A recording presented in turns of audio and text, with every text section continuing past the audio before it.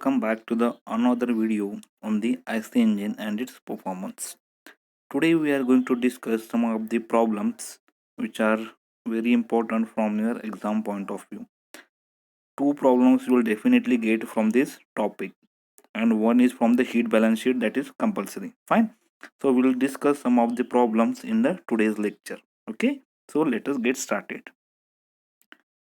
Okay, what's the problem is? I'll read out the problem first. A heat engine has a piston diameter of 150 mm. Okay, so diameter of the piston is given as a 150 mm. The length of the stroke is 400 mm. Length of the stroke is given, and mean effective pressure of 5.5 bar, that is mean effective pressure is given. The engine makes 120 explosions per minute. Total number of explosions they have given as 120 per minute. Determine the mechanical efficiency of the engine if the engine BP is, the brake power is 15 watt, okay, or 15 kilowatt.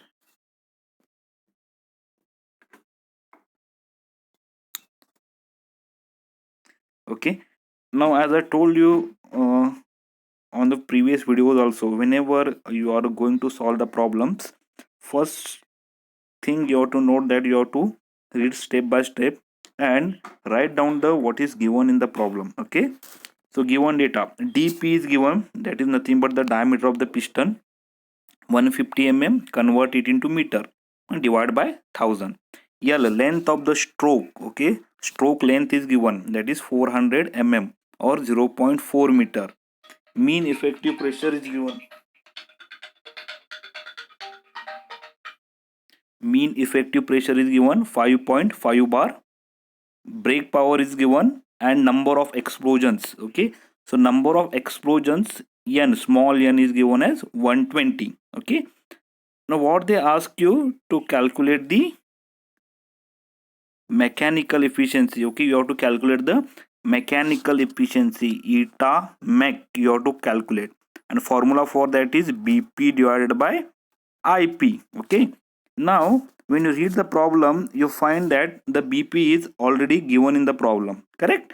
So only thing you have to calculate is ip, that is the indicated power. Okay, now this is the formula in case of the indicated power: 100 pm, that is mean effective pressure, L is the length of the stroke, A is the area of the piston, and N is the number of the power stroke or number of explosions, correct? So go on substituting 100 as it is, pm 5.5 bar, take as it is, don't multiply 10 raised to 5. Okay, keep 5.5 bar as it is. Next, L is given, length of the stroke, that is 400 mm or 0.4 meter, correct? Next, what? A, area is given, area is not given, area you have to calculate, correct? What is formula for area? A equal to pi by 4 into d square. Okay, so that is nothing but the your area, correct? Next, you substitute all the values, that is 100 pm is 5.5, that is the mean effective pressure, length of the stroke is 0.4, A is the area 0.0017 we will get from the when you solve this, and number of explosion is 120. Okay, when you solve, and you will get the value of ip directly in kilowatt. Okay, whatever value you are getting you will directly get in the kilowatt, correct? Next, what you have to find out the mechanical efficiency, which is actually asked in the sorry, which is actually asked in the problem. So what is the formula? bp divided by ip. Okay, so bp we already given, bp is already given, ip we already found out, correct? Substitute value of bp, substitute value of ip, you will get as the 64.2 is the mechanical efficiency of that engine. Okay, I hope this problem is clear. Let us move to the next problem. I'll read out the problem. A diesel engine uses 6.5 kg of oil per hour. Okay, consumption of oil is given, that is mf, of calorific value of 3000 kilojoule per kg. Okay, that is cv is given, calorific value. If the bp of the engine is 22 kilowatt, that is brake power is given, and Mechanical efficiency is 85%. Mechanical efficiency is also given directly. Okay, calculate. So what you have to calculate? Indicated thermal efficiency, brake thermal efficiency, and specific fuel consumption in kilojoule per bp per hour. Okay, so as I told you, go on writing the given data, correct? So mf, that is the fuel consumption, that is mf is given as 6.5 kg per hour. CV, that is the calorific value, is given 30,000 kilojoule per kg. BP is nothing but the brake power, which is also given directly, and eta mechanical, that is the mechanical efficiency is also given. Okay, now start calculating. What you have to calculate? Indicated thermal efficiency. See, if you want to calculate indicated thermal efficiency, first you have to calculate IP compulsory. Okay, so calculate IP first. Okay, so IP is equals to BP divided by indicated thermal efficiency. Now how this formula comes? You know that mechanical efficiency equal to BP divided by IP, correct? Now what I have to find out? I have to find out the value of IP, correct?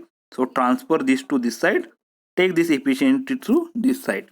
So BP divided by in mechanical efficiency is the formula for the IP. So BP is 22 kilowatt, keep as it is, divided by thermal efficiency, that is 0.85. 85% is given, 85 divided by 100, that is 0.85. Substitute, you will get the value of IP. Okay, next what you have to calculate? Now see, indicated thermal efficiency. Now this is the formula for indicated thermal efficiency. Okay, what is that? IP into 3600 divided by MF divided by into CV, correct? So IP is given 25.88, which we already calculated here. CV is given 36,000, which is already given in the problem. Okay, MF is given 6.6 kg per hour, that is also given in the problem, and CV is the is the calorific value, that is 30,000 is given. Okay, so substitute all the values and get the value of thermal efficiency. Okay, that is indicated thermal efficiency. Next, calculate specific fuel consumption. Okay, the formula for that is mf divided by bp, mass of the fuel divided by brake power. So mf is given, how much it is? 6.5 kg per hour divided by bp. Bp is how much? 22 kilowatt. Substitute, find out the value for specific fuel consumption. Fine, I hope it is clear.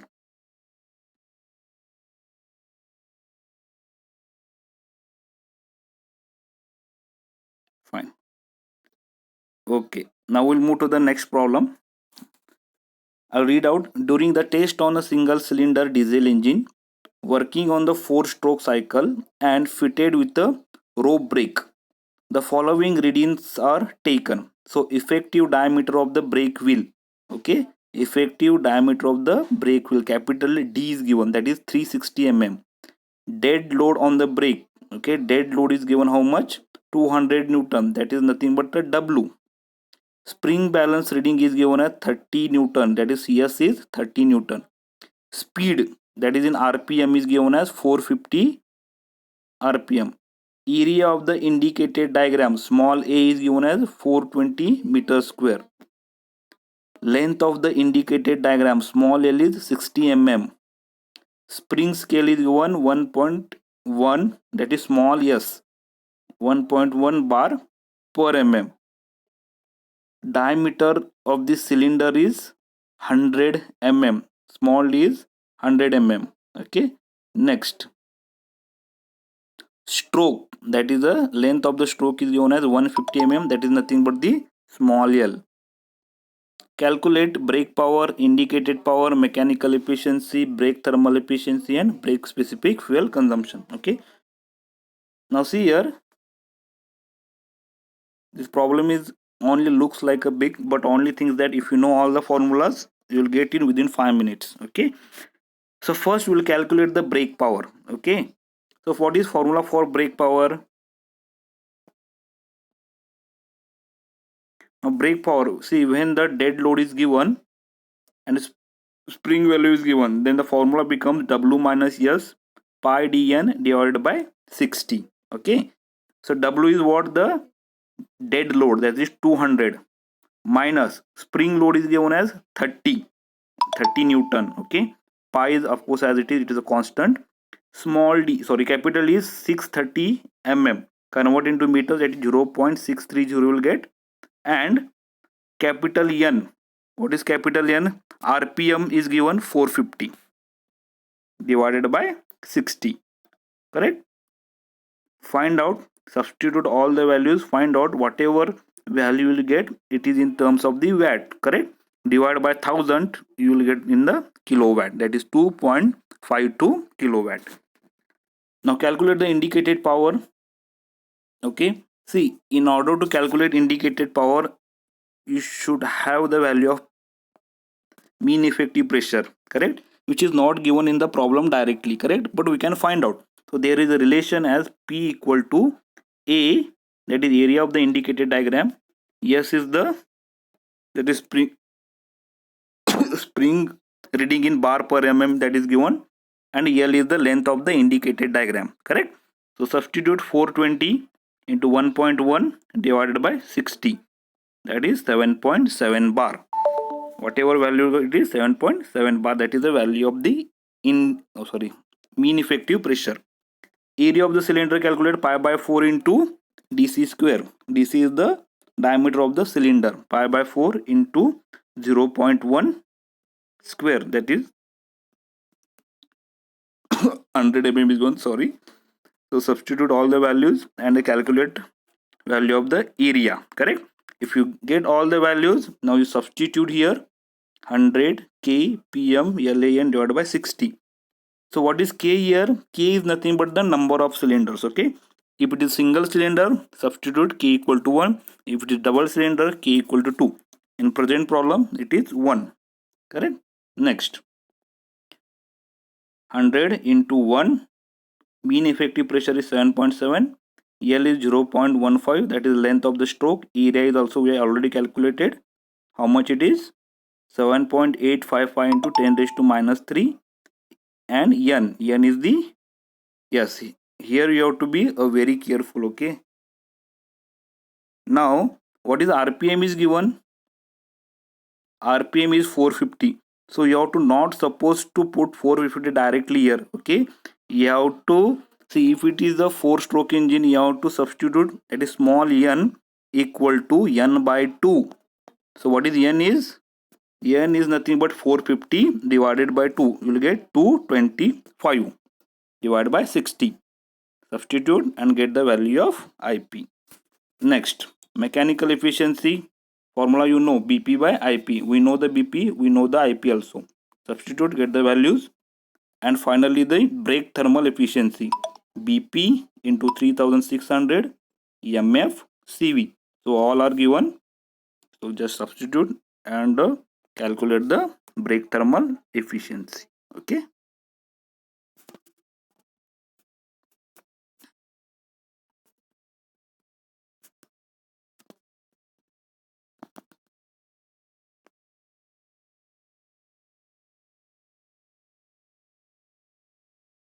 Okay. Now we'll solve one problem on the heat balance sheet. Okay. Now this is very important problem and short problem from this unit. One problem on the heat balance sheet you will definitely get in the exam. Okay.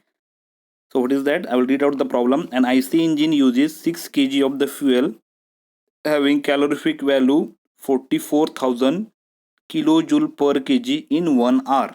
Okay. So mass is given as 6 kg per hour. And you have to be very careful while writing the unit. Okay, read the problems very carefully. M is given as 6 kg per hour and calorific value is given as 44,000 kilojoule per kg. Okay, the IP developed is 18 kilowatt, that is value of indicated power they are given you directly. The temperature of 11.5 kg of cooling water, means mass of the water is given, that is 11.5 kg, was found to rise through 25 degree centigrade. Okay, that is the difference in temperature they have given, T1 minus T2 or T2 minus T1, that is 25 degrees centigrade. The temperature of 4.2 kg of exhaust gas, means mass of the exhaust gas, that is mg, is given, that is 4.2, with the specific heat 1 kilojoule per kg Kelvin. Okay, that is specific heat of the gas, Cg I can say, 1 kilojoule per kg was given, was found to rise by 220 degrees centigrade. Okay, so even T is given as the 220 degrees centigrade, that is the mass of the gas, temperature of the gas. Draw heat balance sheet for the engine. Okay, fine. Now first thing, of course, you have to write down the given data as the first thing. And next thing is, you have to always calculate the heat supplied by the fuel. That is your first parameter to be calculated in all the heat balance sheet problem. That is, formula is mf into cv or mf into c, that is the calorific value. Okay, now see here, mass of the fuel they have given as a 6 kg per hour. Okay, but we have to substitute in a per minute, correct? So you have to divide 6 divided by 60 in order to get in per minute. So how much it is? 6 1 za, 6 10 za. So 0.1 you will get, that is 0.1, correct? So substitute 0.1 into CV is the 44,000. Okay, so when you substitute, you will get the answer as 4,400 kilojoule per minute. Heat in IP, that is the second parameter you have to calculate. If it is given, well and good. If not, you have to use the formula, that is 100 pm LAN divided by 60, correct? So in this problem they are directly given as 18 kilowatt. Okay, now you have to convert into kilojoule per minute. Okay, now see here how to convert it. This is also very important. They are given as 18 kilowatt, they are given as 18 kilowatt. Okay, so kilowatt is nothing but what? 18 kilojoule per second is nothing but kilowatt. So I want this second to be converted into minute, so I have to just multiply 1 by 60 here. So 60 will go up, so 18 into 60 will be your heat in IP. Now third parameter you have to calculate is heat rejected to the cooling water. Formula for that is mw, that is mass of the water, cw, that is the specific heat of the water, and this is T2 minus T1 is rise in temperature, which is 25 degrees centigrade already given. Okay, so mass of water 11.5, cw specific heat of the water. If it is not given, you have to assume as 4.2 into 25, that is rise in temperature. Multiply all the things, you will get heat rejected in the cooling water. Similarly, you have to calculate heat loss in the exhaust gas. It is mg, mass of the gas, cg, specific heat of the gas, and T is the temperature of the gas. Okay, multiply 4.2 into 1 into 220, so you will get 924. And at the end, calculate unaccounted losses. Now how to calculate unaccounted losses? You have to subtract heat in IP, heat rejected during the cooling water, heat lost in the exhaust gas, from heat supplied. So what is heat supply is 4,400 minus all this remaining thing. 1080 is the heat in IP, this is heat rejected in cooling water, and this is the heat lost in the exhaust gases. So this is 1188.5 is the unaccounted losses. Okay, now when you calculate all the parameters, at the end what you have to do is you have to prepare a balance sheet. Okay, first what you have to write is particular is heat supplied. Okay, so how much it is? 4,400. Okay, so this is 100%, this is our standard. Okay, in other side you have to fill the data which you are calculated. For example, heat in IP, Okay, heat rejected in cooling water, heat lost in exhaust gases, and unaccounted losses. Okay, so go on filling the values of all the particulars. Okay, add everything, you have to get 4400. Okay, next there is a percentage here. Now how to calculate percentage? Now for example I will tell you, heat in IP they have given. Heat in IP is how much? 1080, correct? 1080. If you want to calculate percentage, you have to divide this 1080 by heat supplied, that is 4400. Okay, you will get 24. Similarly, if you want to calculate heat rejected in cooling water, so what is heat rejected in cooling water? That is 1207.5. If you want to calculate percentage, divide this number by heat supply, again 4400. Okay, so you will get as the 27.55. Same thing you have to do it, and at the end you have to add all these percentage and you have to get nearly 100%. Okay, you may get 99.999 also. Okay, no issues for that.